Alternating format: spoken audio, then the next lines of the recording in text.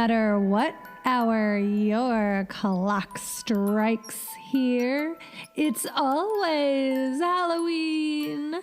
And I'm always your haunted host, Luce Tomlin Brenner.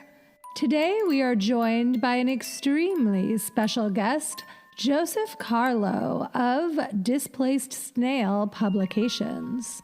Displaced Snail has produced such incredible work as the classic Ghosties series, of which I have utilized for some of our Patreon ghost story episodes. And one of my favorite zines I've ever purchased, which we will talk more about during the interview, Gina and Joe talk about Halloween horror.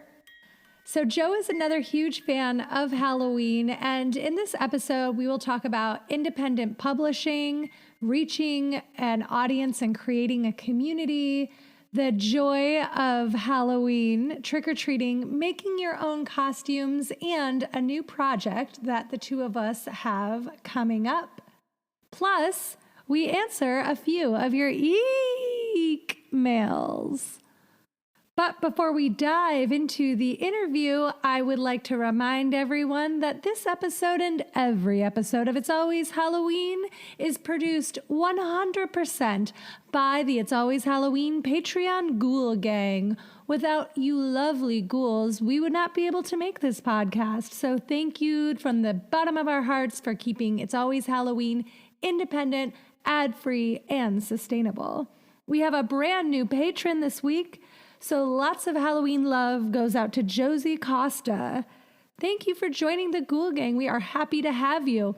You have gotten us that much closer to our next goal of $1,000, of which we're only $318 away. If you want to support It's Always Halloween and get some creepy crawly bonuses as a thank you, then now is the perfect time to join. We have our next book club meeting coming up this Tuesday, March 29th, and we are discussing the book When Halloween Was Green. At that meeting, I'll be announcing the books for the next 3 months so everyone can plan ahead. And when we release that schedule to the rest of the Halloween community here, you can see what is coming up, and maybe you can plan when to join us in the future. And we just released a new ghost story, Summer, by Tananarive Due, and we have another ghost story coming out next week. Plus, April will bring all kinds of new goodies your way. So head to patreon.com/itsalwayshalloween, or just click the Patreon link in our show notes or in our link tree in our Instagram, where you can follow us at It's Always Halloween Podcast. You can follow Joseph Carlough at Displaced Snail on Instagram, and you can check out the Halloween horror zine, the classic ghosties, wintry horrors, and queer horrors, all incredible zines that he offers at displacedsnail.com/store. And that link will be in our show notes. But let's hear more from Joe and what it's like to create your own work and get physical art into the hands of the people. So without further ado, here is my conversation with Joe Carlough. Joe, hello. Welcome to It's Always Halloween. Why, hello, Luce. Thank you so much for having me. Oh, it is my pleasure. So I brought you on today because you and I were brought together by ghost stories. You are the founder of Displaced Snail Publications, which was a gift from one of my best friends from home, from Ohio, Nick LaRusso, for Christmas a couple years ago, gave me the set of Displaced Snail Publication classic ghosties. Oh, I love it. I love when people get my zines as gifts. It's wonderful. They made me so happy because I've never seen anything like this before. And it was 5 individual little zines, each one a ghost story from that I guess is in the public domain now. That's like from Victorian times. Right. And then I read 2 of them for my Patreon. I do 2 ghost stories every month for Patreon. And I read The Shell of Sense by Olivia Howard Dunbar and The Shadows on the Wall by Mary E. Wilkins Freeman. And I had never heard of these women, and it sent me on this rabbit hole of exploring their work and learning about them. So thank you so much for that. Oh, you're welcome. Isn't that wonderful? It's so wonderful. So you are the founder of Displaced Snail Publications, and I think there's actually a lot of people out there who maybe aren't familiar with zine culture. So can you tell us a little bit about like what a zine is and how you would characterize one? Oh, sure. So zine is short for magazine, which is why I say zine and not zine. Um, and it's basically a handmade publication with usually emphasis on punk or art, something that you make yourself. But, these days people make zines about anything. So there's poetry and fiction, and it's just a nice way to write something or make a drawing and put it out into the world and give it to people. Yes, exactly. So that's how I came to know about zines was I'm from the punk scene outside of Cleveland. And so that was something that I was drawn to right away. I loved the idea of just being able to make something and put it out there. And this is not pre-internet. We're not quite that old, but like people weren't doing that on the internet yet. Like there were chat rooms. My parents got the internet in like 2000. So I was using AIM, but people weren't really doing blogs. And of course, there wasn't really social media at that point in the same way. So I was like, oh my God, just be able to make my own books. Cause I loved making books when I was a kid. That was like my favorite thing to do. Oh, I love that too. One, I mean, there's the satisfaction too of, if you publish something in a magazine or put on a blog, someone might read it and maybe you'll get a comment. But, zines, you can go to a zine fest and set up your table and sell your zines to people. And they can, come up and say, oh, I read this last year and I love it. And you can say thank you. And, it's like an immediate connection between people. Exactly. Physical stuff means a lot to me. Physical books, physical media, especially as we see the way that monopolies kind of sweep up stories and art and hold on to it and don't distribute it again if it's not going to make money. And right. Zines are great because it's made by artists for people to enjoy. You don't make maybe a ton of money from it, but not usually. I mean, it's nice that you brought up the classic ghosties because that was an idea I had when I was in Ireland a few years ago and saw that Penguin has a Penguin Classics, and they put out these tiny books of old stories that are still in print. Yes. And I thought, what a wonderful idea to keep something in print that's no longer in print. And so I love reading these old Victorian ghost stories, and they're just, everywhere on Project Gutenberg. You can download the PDFs of them. But I thought, wouldn't it be great to give them a new life and sort of like, actually show it to people? Like, you don't have to get a collection of 50 of these stories. You can get one at a time. Yes, that's what I loved about it, because I really suffer from like choice fatigue and too many things at once. I just don't care anymore. Like, I can't really do shopping online either because I'm like, well, here's 40 dresses that all look cute. I don't know. They don't seem like even dresses to me when you're looking online. But it was so great to get these 5 stories and just be like, oh, I'll read these 5 because they're right in front of me. The choice has been made. Right. And they're really, some of them, they're all pretty creepy, but there's like elements of romance to them and some really deep philosophical themes in them as well, which I really appreciated. Funny story about those. We do shows at our house. We call our house the East Falls Zine Reading Room because we have a zine library here of maybe about 1,600 zines. And we do a show every year, besides during the pandemic, of course, called Sad Fest, where we invite people to come, like read sad things and be sad and sort of celebrate sadness. I love and for that one, isn't it great? Yeah, it's fantastic. For that one, I read The Haunted Orchard, which is one of the other classic ghosties, which is like, an old romance story about like love and loss in the countryside. And you know what, Luce? I cried in front of everyone. I just started crying. I love that so much. You were in it. You felt it so deeply. I was there. That's fantastic. I mean, what a better way to promote your event. You're truly living your art. Right. Well, I feel as the host of Sad Fest, it's up to me to really get sad, Yeah. Yeah, you got to set the tone, let Right. everybody know. So at SadFest, are there like boxes of tissues all around the room? Like, Yes, we have boxes of tissues. We usually do like tea or cocoa, warm things you can hold, pillows around for you to hug. I love this. Wait, is SadFest going to come back this year?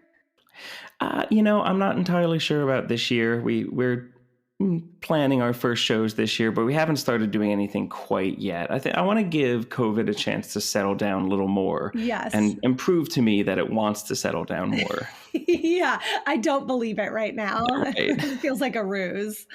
Well, that's fantastic. Please invite me. I would love to come to SadFest. I have notoriously cried on a few episodes of It's Always Halloween when anybody writes in about their grandmother or anything that if there's too much like craziness happening in the world, I just like can't hang on to my senses sometimes when I'm recording.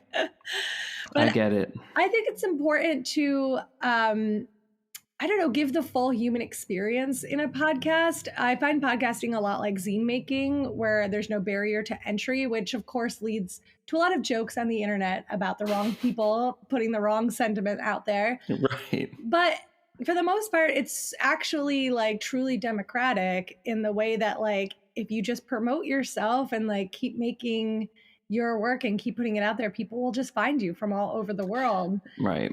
And it's such a great way to just be, I don't know, a real human being and not kind of create that difference between the celebrity podcasts, which are very manicured, Right. the way a professional quote unquote magazine is so manicured and loses a little bit of that human touch.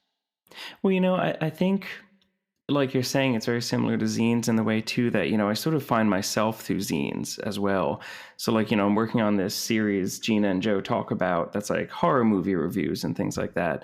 And, the first issue was about queer horror. And that I came out when I was writing that zine. I came out as queer because I didn't necessarily know I was, but I was writing about connecting to like female characters in movies and always like feeling like the disbelieved woman. Mm-hmm. And as I was writing that, I was like, oh my God, that's me. How did I not see this for so long? Like, this is who I am, and then I started crying writing the Halloween one because I was writing about my grandmother and my mom and like Halloween costumes and things like that. And so I think there's a lot of areas to explore in your own writing and in a small podcast that are helped by maybe not having like a marketing team behind you.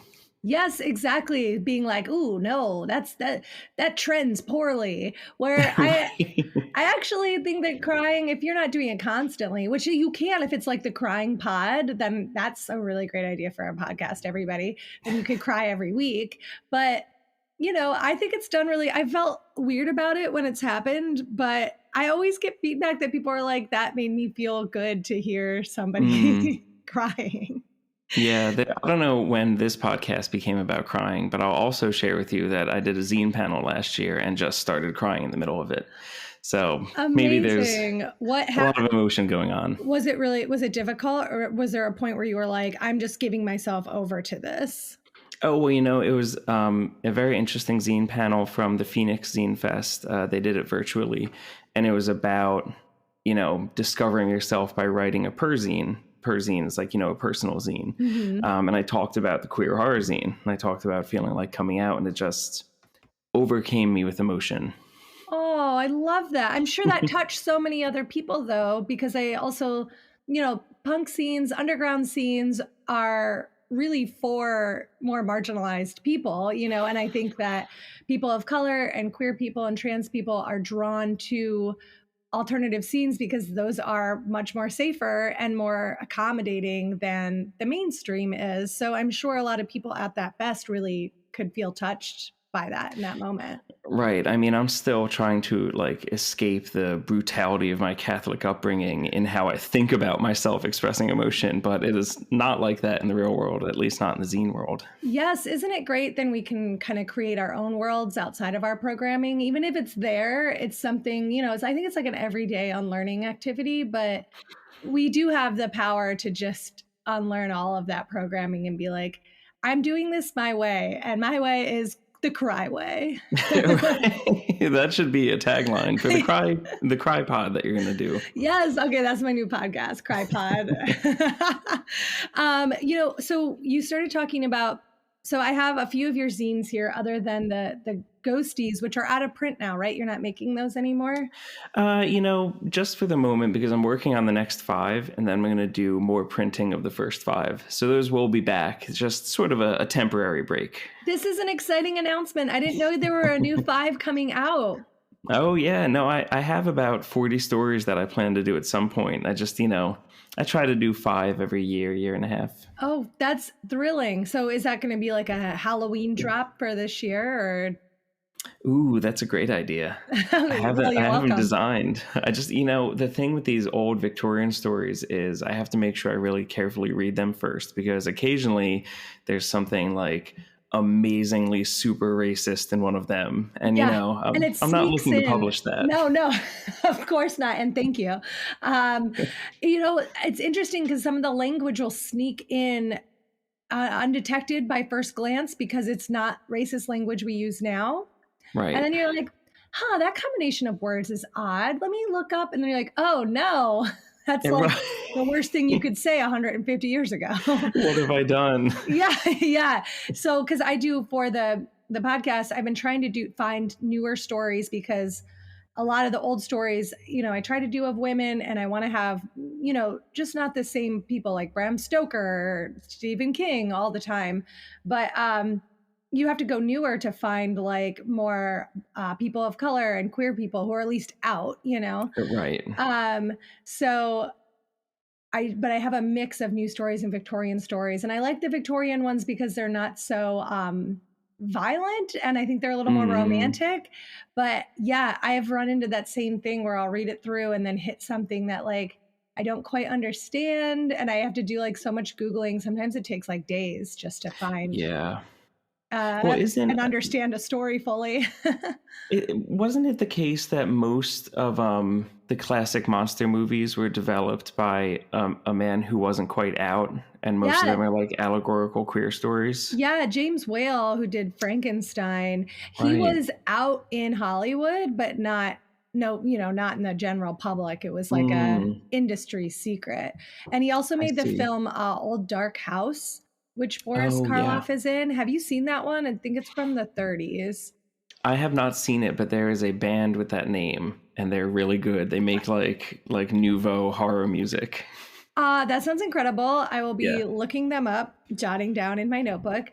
Check it out if you can. I think it got a Blu-ray release recently. I have an old VHS version of it that does not look good, but the case is really cool. Awesome. But it's a pretty heavy-handed allegory about being closeted, I think. Okay. And I could see where like straight people wouldn't pick up on it, but I feel like it's the earliest, gayest movie that we have access to. Interesting. So yeah, check it out, everybody. Old Dark House. I certainly will. And then I'm going to check out this band. Is anyone in the band gay? That would be extra perfect. I'm not entirely sure of their orientations, but I know Corey J. Brewer's in it, who's a super nice person who contributed to a fundraiser I did recently. Oh, heck yeah. A song to it. Mm-hmm. Oh, terrific. Well, I'll message them all and ask their sexuality. Thank you. Okay, good. It's the Lord's work. Yeah, I do that a lot. I just email people and I'm like, I think I like you, but first I want to know if you're gay. So along with the ghosties, I'm so excited to hear more are coming out. I got really pumped on your website. So before I reached out to you, and I was just like searching because I wanted to give you credit, on the episodes. And then I was like perusing your website, and then I immediately had to buy this beautiful Gina and Joe talk about Halloween horror. And it's like it's got a really cute, happy jack-o'-lantern on the front. It's all orange, and it has these really great personal essays and then like memories. And it kind of feels like an episode of Small Frights as a zine. And one of my favorite ones is A Legacy of Homemade Costumes that you wrote. And then this is you as that's Zelda? Me. Or the Yes, Legend that's of Zelda? me as Link. Link, yeah, not Zelda. Mm-hmm. I'm not a video game person. I'm sorry. I absolutely I love it so much. This is my favorite essay in the whole one. Oh, thank you so much. I love looking at that picture because you can see, my neon shoelaces, the SNES behind me. It's like a perfect picture of 1992. Yes, it is. And you even have blank VHS behind you on the entertainment center with the homemade labels, and you can't quite read them, but they're there. And I imagine they're like episodes of like The Nanny and Seinfeld and Days of Our Lives. Totally. I'll go look at that photo again, see if I can suss it out, because I'm sure it's something good. Yeah, it's perfect. And you have a homemade shield here. What was it, styrofoam or? I think it was cardboard wrapped in aluminum. My mom That's was right. very handy with costumes. I love that. So when you were growing up, were all of your costumes homemade? Yes. I mean, I almost wish I still had them. Of course, none of them would fit me now, but it was, maybe like a covered lot in of felt. moss. Right. But yeah, Link from Legend of Zelda, Santa Claus one year, and that was, a whole felt red suit and like a cotton ball beard. Was that really like so one. funny? Did people think it was like amusing that you were dressed as Santa for Halloween? I thought it was funny. That's all that matters. Yeah. I don't know if other people did, but I mean, you have a candy bag built into the costume, so you don't even have to worry about it. I love that. Oh my gosh. Now, instead of trick or treat, did you say ho, ho, ho? Oh, I don't think I was that with it at the time.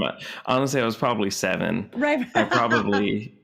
To me, saying trick or treat as Santa was the joke. That's true. And that's an excellent joke. So bravo on that. Was that your favorite costume?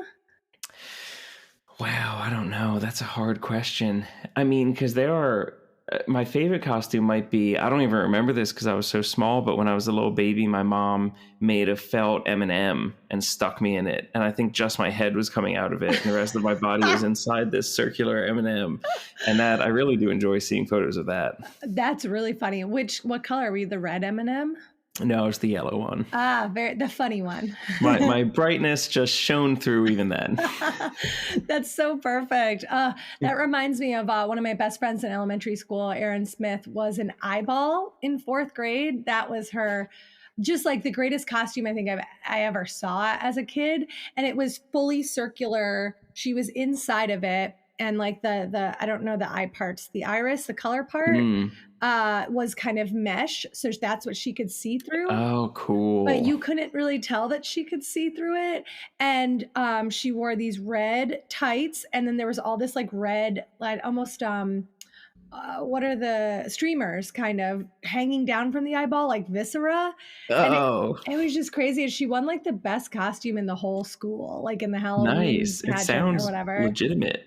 It was incredible. I think I have one picture of it somewhere, like on, a film developed picture, and I'll have to see if I can find it because that's great. Very inspiring.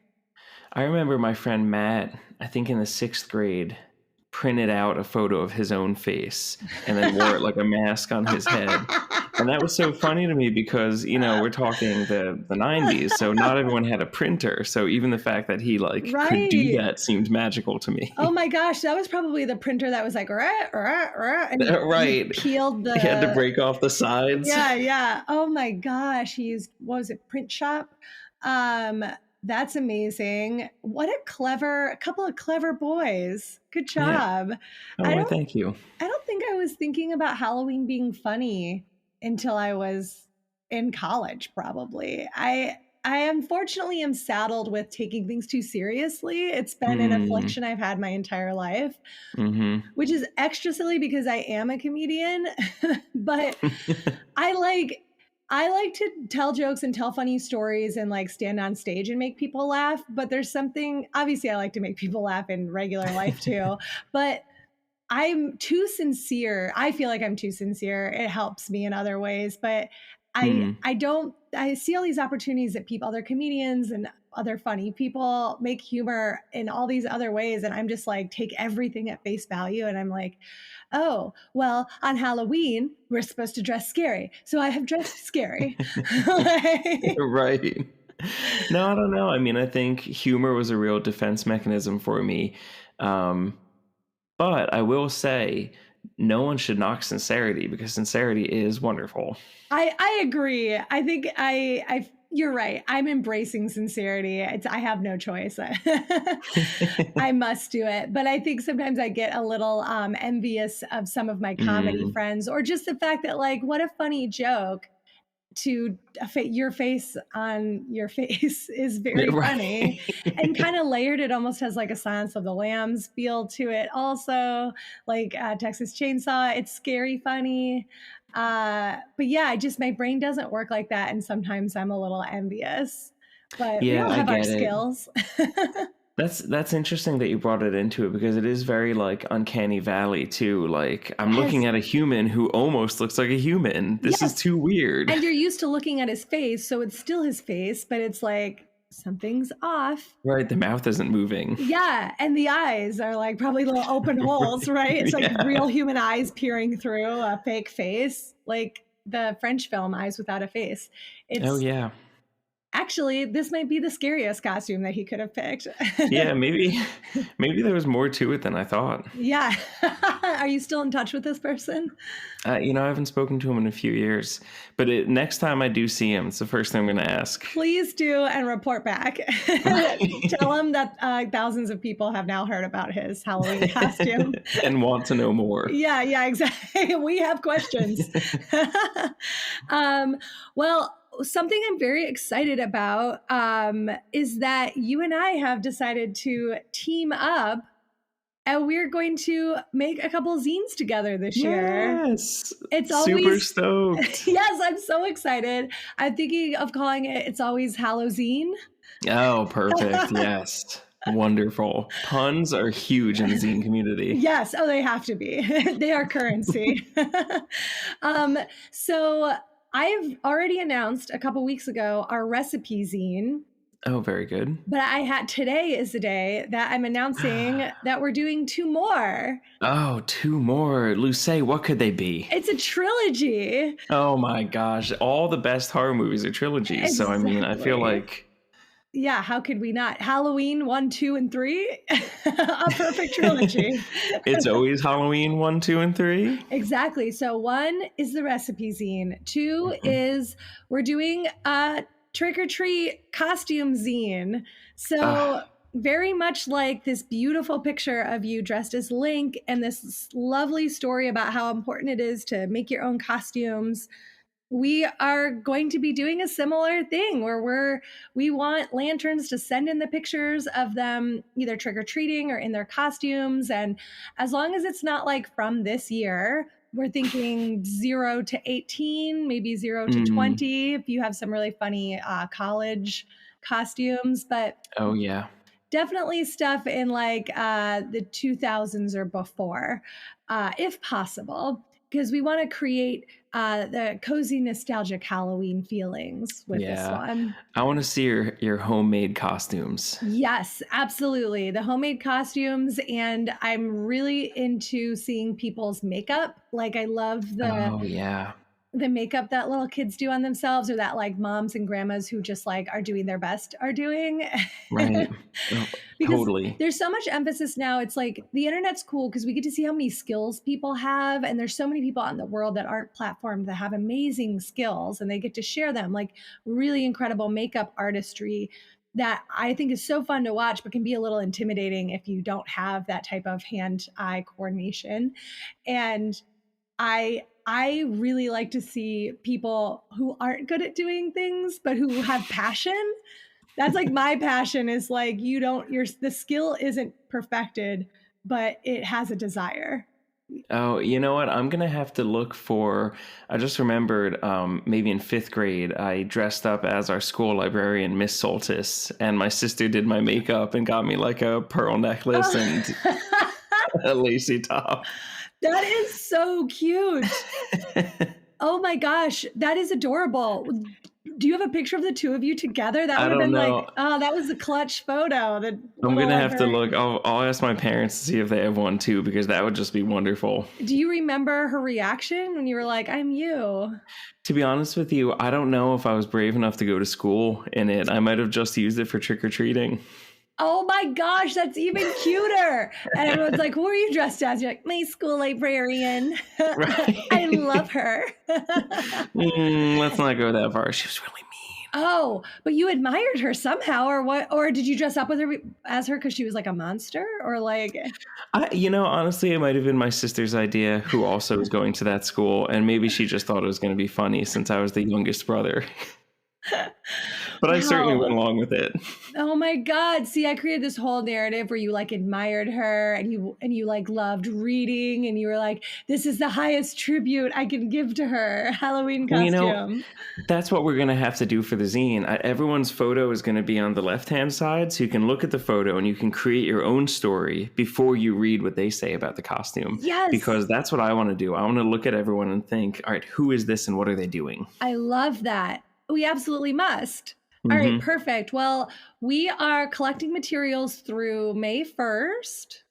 Sounds good. And so send in your scanned photos, or if you have them digitized, send them into the podcast. It's always HalloweenPodcast at gmail.com. I prefer everything go into Gmail. That way I can have it organized. When you DM stuff on Instagram, it gets lost. But if you have stuff on Instagram and you want to tag me, of course, you can do that as well. It might not make it in the zine, though. And then send us a little story. It doesn't have to be super well written. I will edit everything for clarity. And you don't have to, people feel nervous writing in. You super don't have to. We want this, as we were talking about, zines are about the human touch. It's not like, it doesn't have to be Marie Claire, which is the first magazine I thought of. Nice. You know how we all discuss the height of publishing Marie Claire. We all long to be Marie Claire. So don't write as if you're writing for Marie Claire, write as yourself, because your individualized voice is important and that's what's going to really make the costume feel special as well. So tell us a little story, just like, how did it come to be? Who made it? Why did you do this? How did people react when you went trick-or-treating or when you were in your Halloween parade? And then if you don't have a picture and you just want to send in a little story, we can pepper those in as well. So it's going to be a trick-or-treat themed zine about, childhood trick-or-treating and Halloween parades and school costume contests. Oh, I can't wait. I can't wait to see everyone's costumes. I know. I'm psyched. I have, I don't know, probably like 10 or 12 pictures that people have sent into me over the last, year of the podcast. So I will follow up with those people to see if theirs can be included, or if you're one of those people and you just want to email me again, please go for it. And then just a reminder, the recipe zine, send in your family recipes or anything you've created yourself. If you have something you love making on Halloween every year or in the autumn, and it's like, this is what I make so that I know it's now Halloween calendar time, send it to us. And then we'll have a nice little recipe book made up of other lanterns recipes.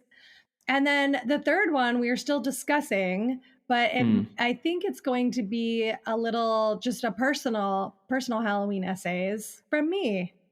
Oh, I would love to read your Halloween essays. Halloween thoughts, tips and tricks. And Luce Today, Halloween. Oh, Luce Today is a great name for a magazine. Move over, Marie Claire. This is Luce Today. You don't have to write for your zine like it's Luce Today or anything. I mean, don't put that pressure on yourself. How could you? So I'm really excited about this, Joe. Thank you so much for partnering with us.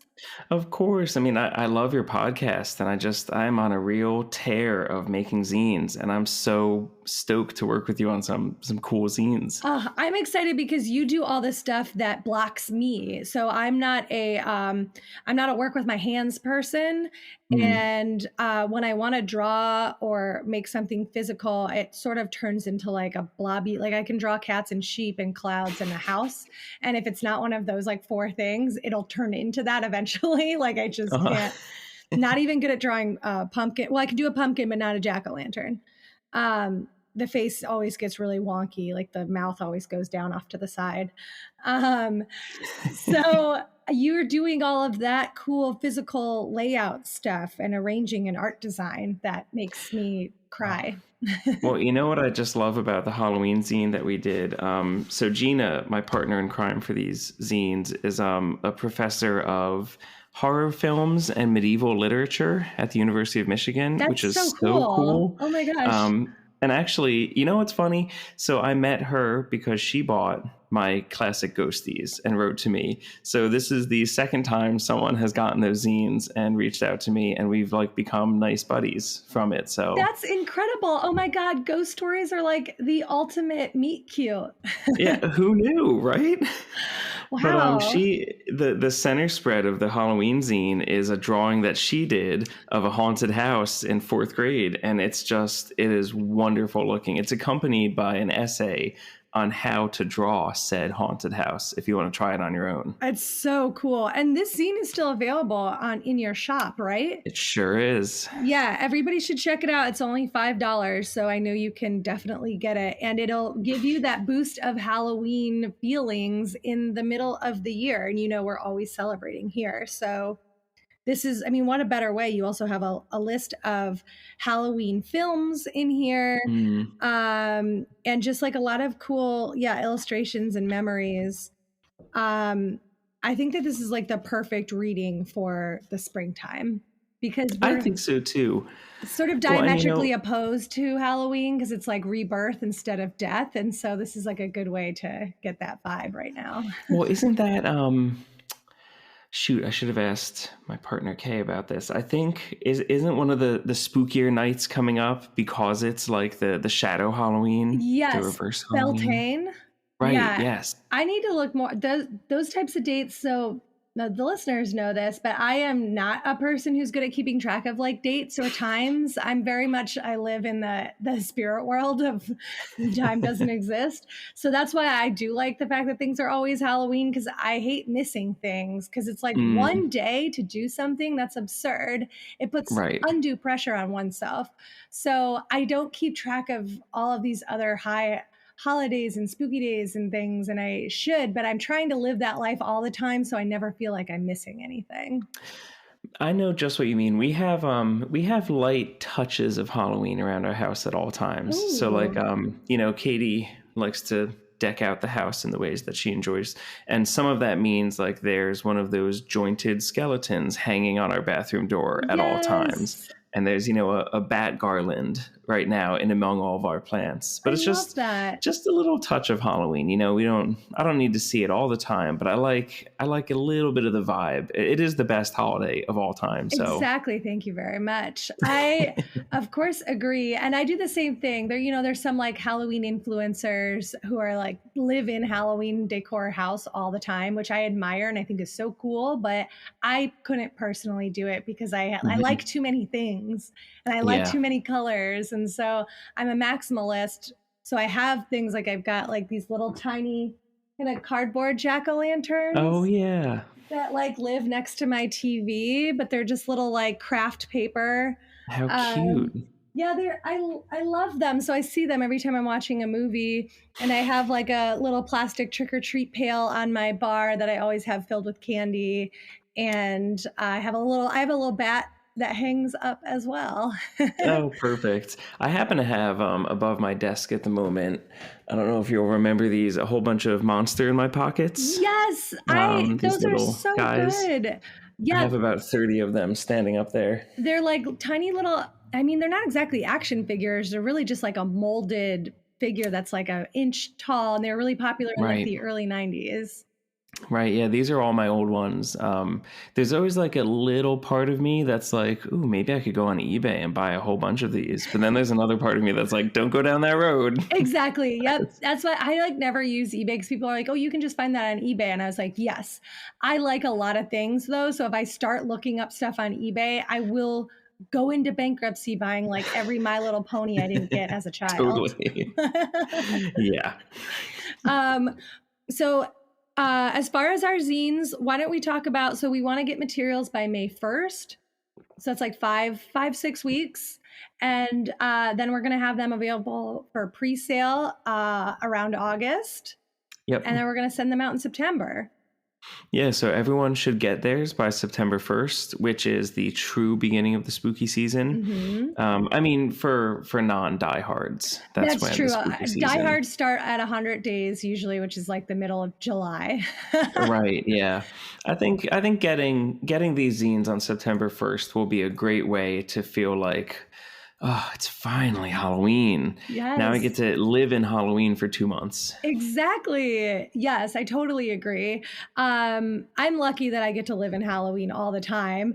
And I'm happy to get to bring you with me because you know what? I actually have a few EEEEKmails from some Oh, Lucille lanterns. Would you like to read a couple with me before oh, we I'd love to go? hear what people have to say. Yeah, and so this will have kind of a zine feel to it. That's what I like about these episodes because we get to hear a little bit about people's Halloween all year round. Oh, great. I think you're going to really like this one. Um, so the title of it is A Very Seasonal Halloween. Hi, Luce. My name is Kristen, she, her, and it has truly been a treat to be a part of this podcast community. I really enjoyed hearing about Megan's Hallowines celebration, and I thought I'd share some of my own year-round Halloween festivities. For about 5 years now, my friends and I have celebrated Halloween seasonally. We have Winterween, Hallows Spring, which I really like, Oh, right? yeah. Summerween, Halloween Prime, which is calendar Halloween. Halloween Prime is fantastic. Here's how we celebrated these last year. For Winterween, we made a massive blanket fort, played the video game Hollow Knight, and enjoyed hot Oh, chocolate with purple and green Halloween sprinkles. oh, and I love that game. I've never played it before. Should I play it? Oh, it's wonderful. All right, I'm writing it down. Hollow Knight. Okay. Springween involved welcoming the new season by sharing our best ghost stories around a cozy fire pit. Oh, Aww. that's nice. It Yeah. is really nice. For Summerween activities, we carved watermelon jack-o'-lanterns while watching Jaws and enjoying themed cocktails and snacks. And Ah, of course, Halloween Prime is something we celebrate all October with a variety of activities. I'll attach a couple photos from our celebrations. I love finding new ways to keep the festive spirit alive all year long, and this podcast has helped me do exactly that. I hope by sharing some of my seasonal Halloween traditions that others are inspired as well. Thanks again for all you do and stay spooky. Ghost emoji, Kristen.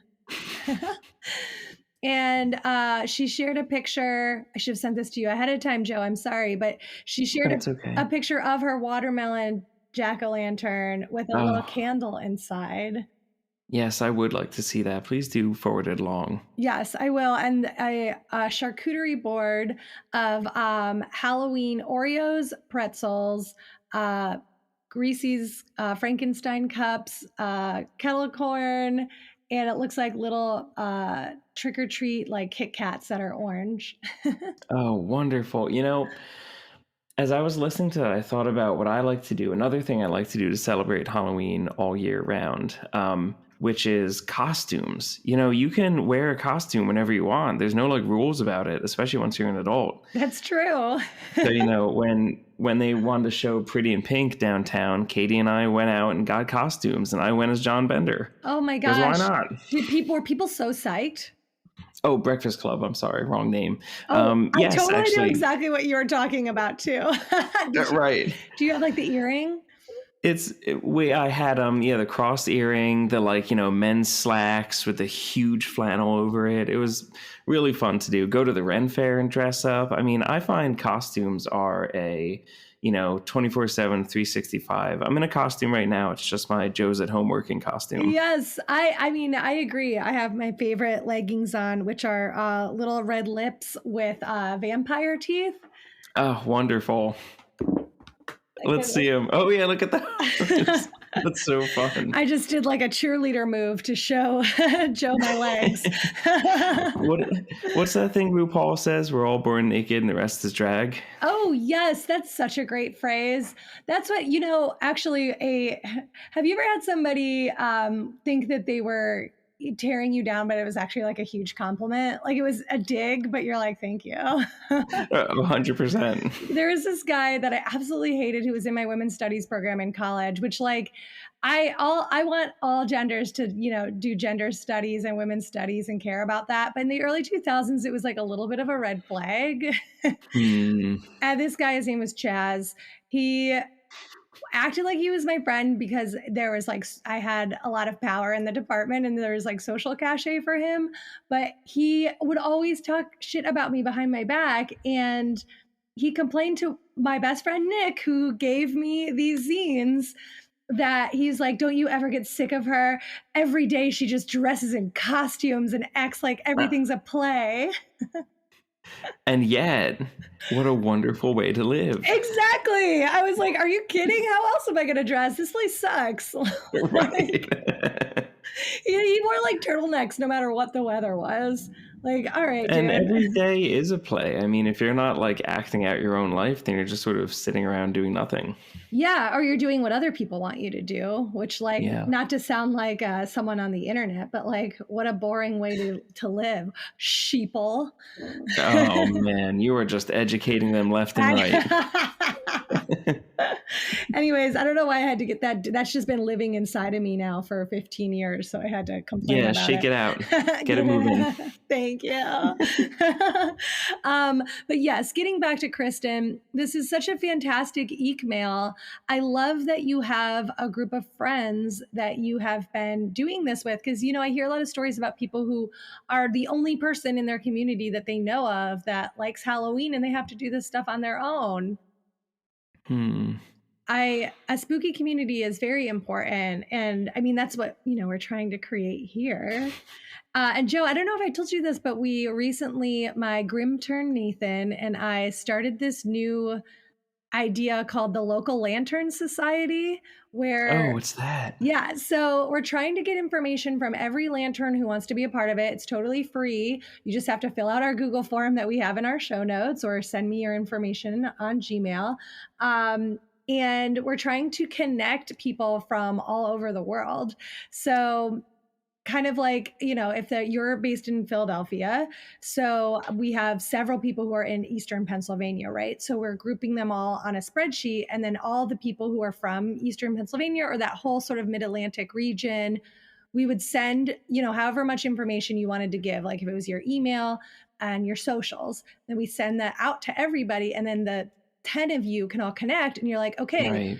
The Mid-Atlantic Lanterns are Society like 106, Right. And then everybody, you get like pins, and you have a little membership card, and then you can all contact each other to go out and do spooky stuff all year round. Right. Or just if you're somebody who just wants to go out and do stuff during the Halloween calendar time. But that way, if you don't have spooky friends, or maybe your spooky friends aren't available, or you want to connect with somebody over the podcast and like be able to talk about this thing you have in common, you can contact each other and get together. Right. What a wonderful idea. Thank you. Well, it's interesting because I started this podcast out of a love of history. I wanted to talk about history, but then it was the community aspect that really took off a little bit more. Right. And hearing from people that they want more community stuff, we were like, this might be a fun way to further connect, because all the lanterns who live in Southern California are like very close friends of mine now, and I do stuff with them, and it's really cool. Yeah. So I want that for everybody.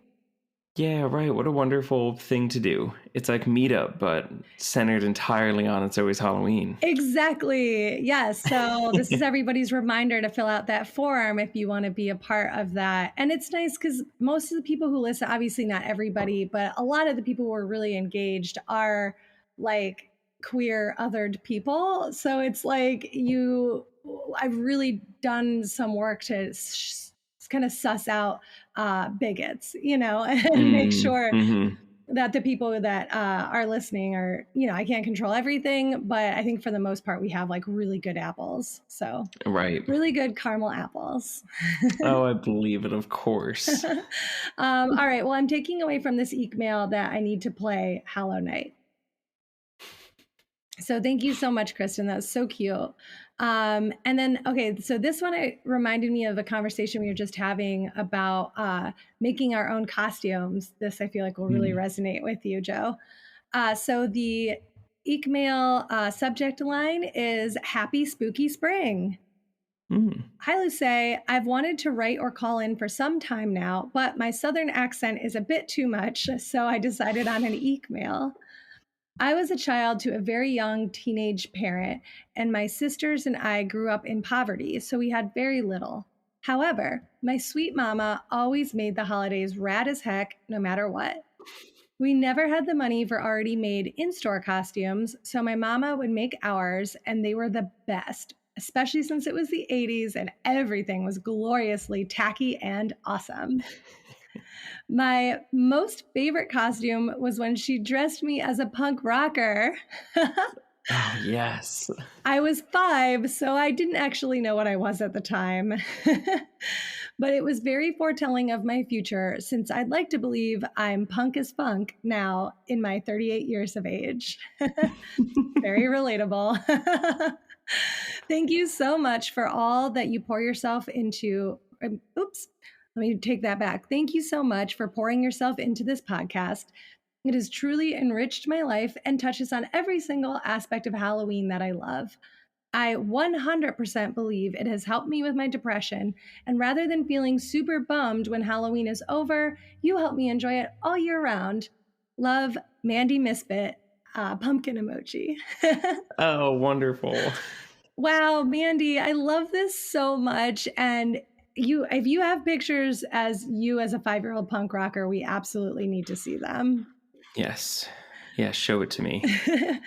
Don't you love, I love the parents' influence on Halloween costumes. Like at a certain Me age, too. you can dress your kid up whatever you want until they start making their own decisions. I love that too. I also, something that really spoke to me about this email is this idea that, Halloween is seen as like a kid's holiday sometimes. Mm-hmm. And, it's so parents celebrate it with their kids. But then one of the magical things that happens is if you don't have kids, or if you have kids and they've moved on, now you get to enjoy Halloween with your friends. It's not like a Yes. let's bring the family around the table Thanksgiving style thing. It's like a let's go out and have a party together. Let's watch a movie together. Let's like get our friend group together and do things. And you can even go online and find lots of people having lots of like fun Halloween things going on. It's a wonderful holiday for, I don't know, making your own family sometimes. Yes. Beautifully put. I totally agree. And we actually have that conversation on the podcast a lot where people wonder if it's just nostalgia fueling our current love of Halloween. And while I think that there's, of course, a part of that because it's hard to detach yourself from your childhood, at the same time, we've heard from plenty of people who are brought up very religiously, who weren't allowed to celebrate Halloween, or who came from a different culture and they didn't celebrate Halloween and they love Halloween now. So it's definitely not just about childhood. Right. I completely agree. And honestly, the fact that you can make your own costumes is just wonderful. I was just thinking that same thing. And I feel like another thing that's so great about Halloween is that it is very democratic in the way that like just pull together what you have at home if you can't afford to buy anything. And now, there's really great organizations like Ween Dream who gather costumes to send to families that can't afford them or like can't do a Halloween, which I think is fantastic. And I just, we've talked about this before on the podcast because I know growing up, my mom wouldn't give candy to people who came to the door without costumes on. And we had a lantern call in to talk about how that was actually pretty classist. Other people have said this too. It wasn't like a direct attack. But yeah, it's something I hadn't thought of before where it's like you can go out and trick or treat even if you don't have a costume put together. And there's no barrier really to entry, take a pillowcase, take a bucket. Like you can't necessarily participate in Christmas if you don't have money. There's a lot of pressure on the gift giving aspect, even if like that's not what movies say or that's not like the overall sentiment. That's what people expect to an extent, Right. But at Halloween, you can go out and get candy. Right. Yeah. I would say most people could also go to their closets and figure out a costume. It doesn't have to be, you don't have to be a zombie with the makeup and the fake blood and everything, Yeah. I have like, do you know what a kigurumi is? I don't know. Tell me. It's like a robe almost, but it zips up. It's like a big pajama suit. Oh, in a way. amazing. I didn't know that those had names. Yeah, this one does because it looks like Pusheen the cat, that famous internet cat. I love Pusheen, yes. Yeah, I bought one a few years ago just for the heck of it. And now, every Halloween, if I don't have anything like formal, I'll be like, well, I'm putting on the Pusheen pajamas and I'm going out. I love that. That sounds so cozy. It is. Perfect for that chilly Halloween weather. Well, except for this darn global warming, because lately Halloween in Philadelphia has been, 80 degrees. That's interesting to hear because it's hot in LA. That's my biggest problem with LA is hot Halloween. Because they're getting hotter here. I'm sorry to hear that because that is not right. It's not. You either crank the AC or put all the fans in the windows and like try to create the cold. That's what I like to do in the summer is I like blast the fan on my face and like wear a tank top. So I'm like, ooh, chilly weather. I'm watching a horror movie. Totally. Close all the curtains. Well, we have a couple more minutes. Do you want to do one more email before we go? Oh, sure. I'd love to. All right, cool. This one is, this is fun. The tagline, I keep wanting to say tagline. The subject line is Halloween Museum. Hi, Luce. I recently had the privilege of visiting Salem last year for October and had an absolutely wonderful time. One aspect of the trip that left me conflicted, though, was the Halloween Museum. Well, it's hard to say I didn't like it. Of course I liked it. It's Halloween. I couldn't help but think of how much more it could have been. It's a very small, downtown, kind of about the size of a 2-bedroom apartment. And given its size, you think it'd be far more dense in content, but it's very spacious with how organized and how little it had. The main attraction of the museum is a day-glow art piece that seems to create 3D images illustrating various facets of the holiday. That's so hard to picture, but I love it. I know. I'm trying right now to picture. I'm going to have to Google it when we're done. Definitely, yeah. Surrounding this are various pieces of Halloween pop culture ephemera from the 80s onwards, like a display of the McDonald's pumpkin pails and the Halloween edition Furby. Who could forget? They have movie props from Nightmare Before Christmas, Hocus Pocus, and Hubie Halloween in the mix. The one piece of real history is a Halloween costume from the 1930s. I had known before walking into the place that it was much more limited in scope than one might expect, yet I couldn't help but think of how I'd want to create a Halloween museum. I shared my thoughts with the employee working the entrance, and they said that they didn't want it to be too stuffy. Oh my gosh, did I write this email to myself? If I had my way with an infinite budget and unlimited floor space, I'd like to make my museum one in which you would enter a guided tour. Everyone would gather around a facade of a typical Midwestern house, all dressed up for the holiday, and say trick or treat before the door seems to open on its own. Oh, I love that. And then you'd walk through the museum. Oh my God, wait, am I going to cry? This is such a cute idea. I love it so much. It's like, it's transporting me. Okay. I'd like to make the main sections of the museums based on its Celtic origins, its Victorian influences, Halloween and similar holidays celebrated around the world, and 20th and 21st century Halloween. But I wanted to know what you think. What would you want to include in your version of a Halloween museum? And where would you want it? Would you want a spooky pun for the name or something simple? Thanks, Josh. Or as those on the It's Always Halloween Discord know me, Josh. Yes, Josh is one of our Ghoul Gang members on Patreon. So thank you, Josh. This is a fantastic email. Yeah, there's a lot to think about. I mean, I'm having visions of Roseanne Halloween episodes. Yes. Oh my gosh. So I think that, obviously Halloween is a fun holiday for all the things that we mentioned, but Roseanne and Simpsons Halloween episodes were a very big part of like locking in how fun that holiday was. Because 100%. I always wanted to do that. Like the best one, I think, is when they bring people through the house and like Aunt Jackie is under the dish you know, like the tureen and her, she's like, Right. and she has the fangs, and oh my gosh. And DJ opens the door and he's like, "Welcome to the House of Horrors," or Yes, something. ha ha Ha, ha, ha. ha.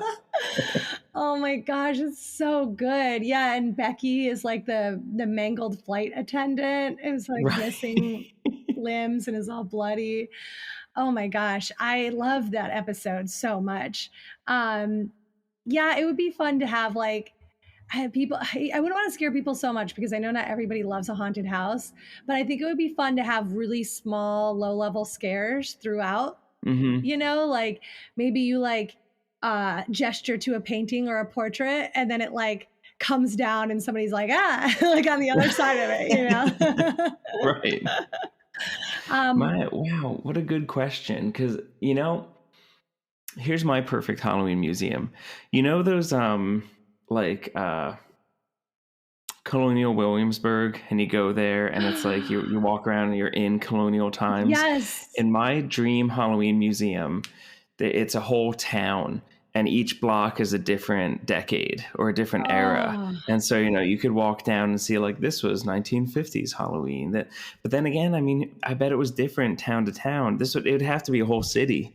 Okay. You'd have to stay in Halloween City for a weekend to get the whole experience. City. Yes, absolutely. And you could decide like which part of town you want to stay in. Do you want to stay in like 50s Halloween or Victorian Halloween?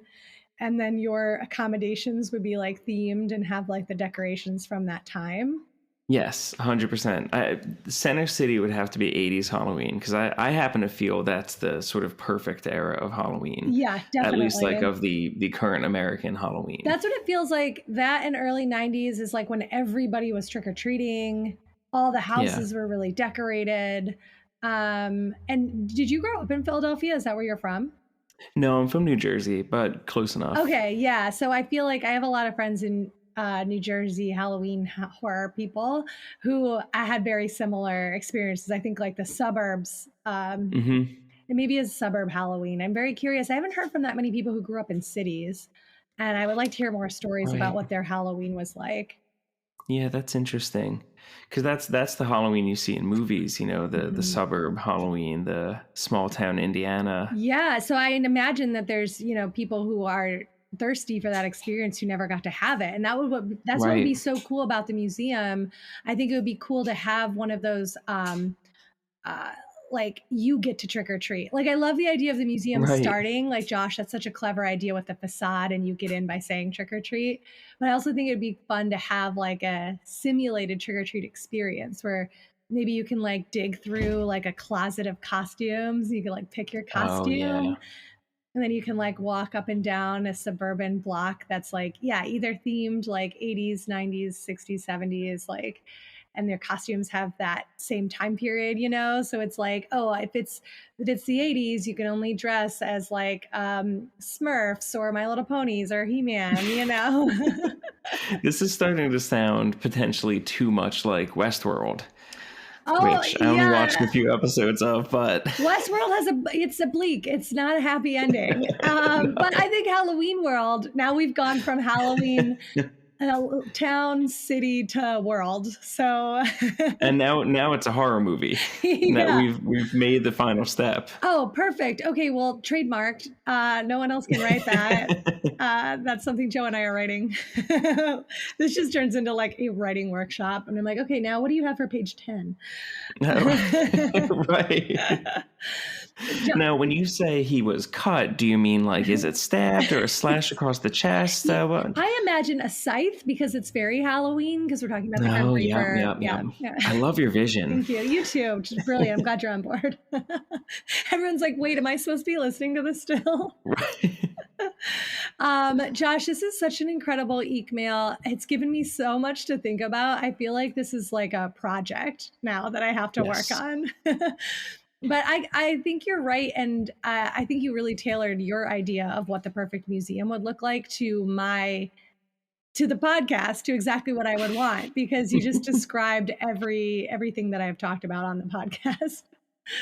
But yeah, walking through time, I think would be lovely. And there's, places for pop culture museums, but like, I don't know. We can the internet's sort of a pop culture museum, you know? Mm. Like, I think, again, everyone who's listening knows this, but history is so important to preserve. And it's really important to understand how we got to where we are and why we're doing what we do. And we wouldn't have these pop culture iterations if we didn't have all the history that came before it. So I want to make sense of the world and what we're all doing here, you know, and I do that through history. And I think that if you're passionate about something, learning more about it can only deepen your passion and appreciation for it.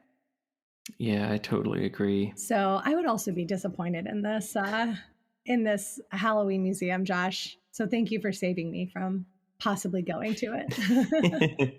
Oh, give them time. Maybe they're just getting started. That's true, but the employee really had me with Stuffy. They're now an enemy for life.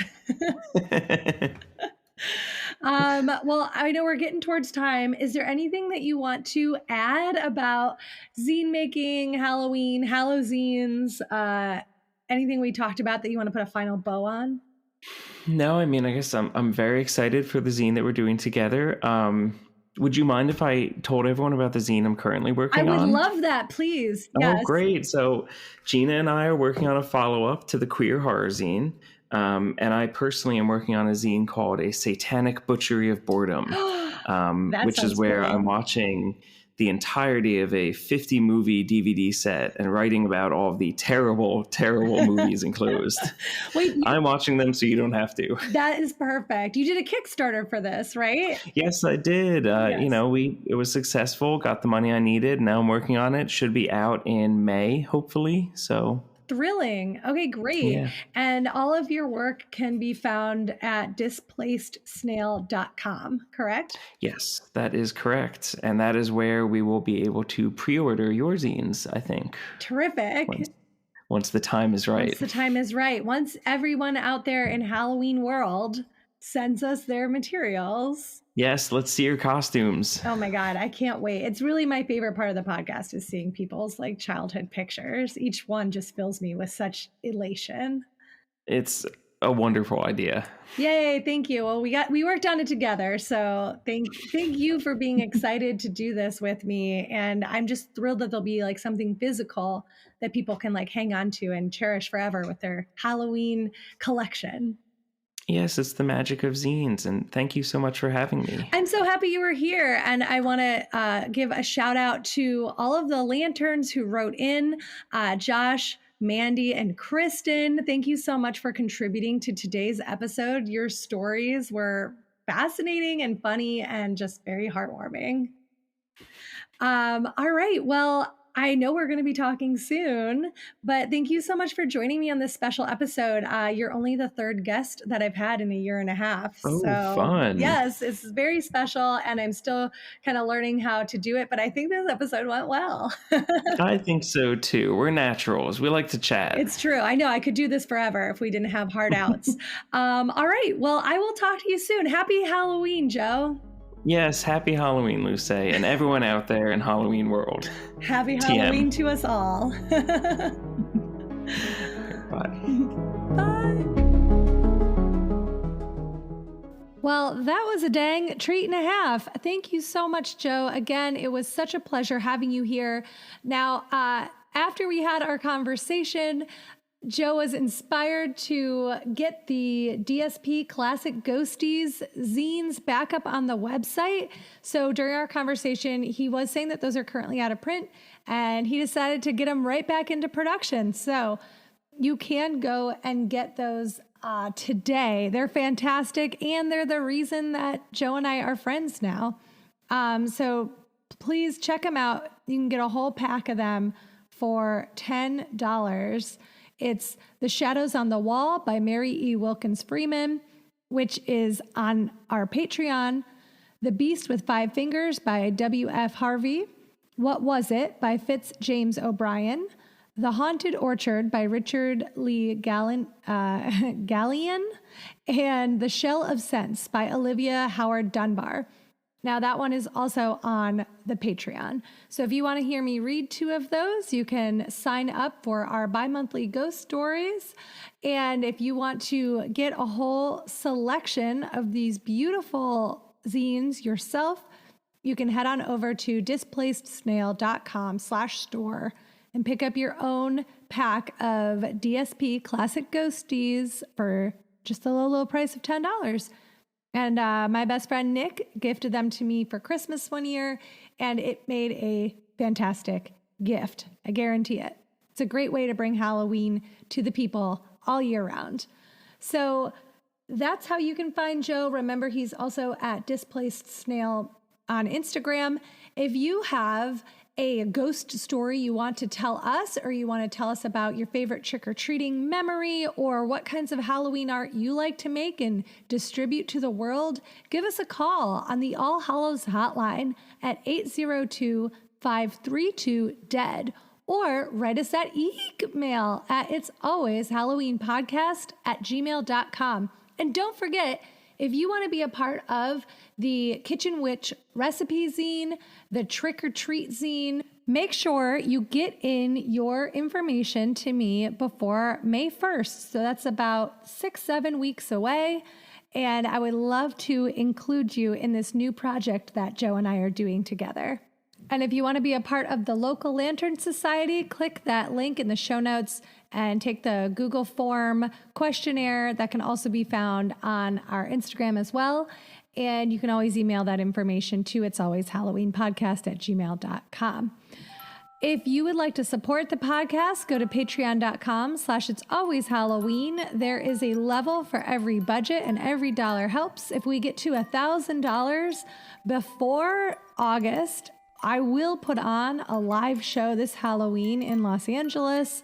And whenever we hit that goal, I will start to plan a live show. But wouldn't it be great to do it during the calendar Halloween season, or prime Halloween, as our lovely lantern Kristen says? And if you want to have another way to support the podcast, there's a tip jar for any amount that's also in the show notes, and you can always buy our merch on Redbubble. This episode of It's Always Halloween was hosted by me, your always haunted host, Luce Tomlin-Brenner. I had a lovely guest, Joseph Carlough from Displaced Snail Publications, and we had a lot of help from our lanterns, Josh, Mandy, and Kristen. Thanks for writing in those terrific EEEKmails. They were a delight to talk about. The editing, theme music, and sound design was by the incomparable Pete Burns. Thanks so much, Pete. We could not do it without you. If you love It's Always Halloween, track us down on Apple Podcasts, give us a 5-star review and a little couple of sentences saying why you like it, and that'll bring more lanterns to the yard to decorate our porch as we glow through the night. And you can also check us out on the NPR One app, where you should tell Ira Glass that you love us. Thanks so much for listening to yet another episode of It's Always Halloween, and come back next time. Unless you're too busy building your own Halloween museum, in which case, focus on that. That is important work.